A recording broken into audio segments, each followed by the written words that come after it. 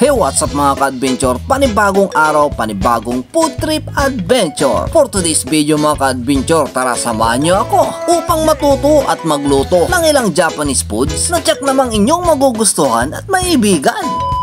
Sino mga ka-adventure, excited na nga tayo sa araw na to dahil naimbitahan tayo sa isang event na kung saan tuturuan tayo kung paano magluto ng ilang Japanese foods kasama ang ating mga fellow Pangasinan vlogger, content creator, at in-explain na nga sa amin kung anong mga dapat gagawin. Hey, what's up mga ka-adventure? Andito tayo ngayon sa may Arellano Street, Dagupan City, dito sa may Anonymous Garden. At andito nga tayo dahil naimbitahan tayo upang umating na isang event at tuturuan tayo dito na magluto gamit ang kanilang mga secret ingredients, ang Kikkoman.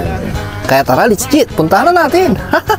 Sige na mga ka-adventure, wala nang secret dahil i-reveal na namin ang ating mga gagamiting pangmalakasang mga ingredients na gawang Kikkoman. Mayroon ngang oyster sauce, soy sauce, teriyaki marinade and sauce, at napakarami pang iba. May mga nakasashi, nakabote, at iba pa.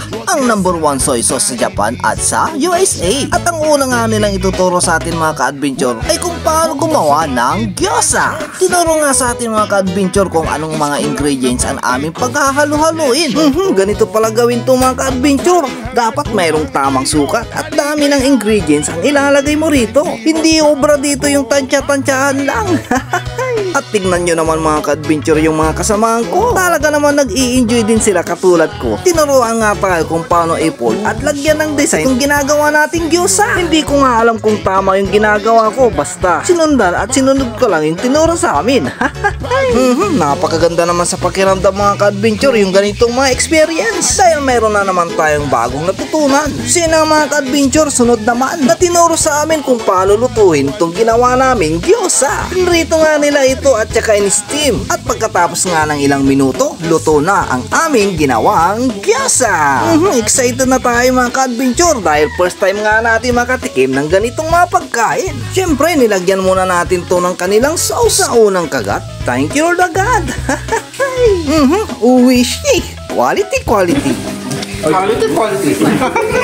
Nabitin nga tayo sa unang subo kaya kumain ulit tayo. At ang sinunod nga ang tinuro sa atin mga ka-adventure kung paano magluto ng chicken teriyaki. At ang magtuturo sa atin kung paano magluto ng chicken teriyaki ay si Madam Chief Dal. Ang dami nating technique na natutunan na tinuro sa atin kung paano ang proper way sa pagluluto gamit ang Kikkoman ingredients. At pagkatapos nga ng ilang minuto, luto na ang kanilang niluto chicken teriyaki. Super sugod mga ka-adventure, ang dami nating natutunan dito. Maraming salamat sa pag-imbita sa amin dito. Quality.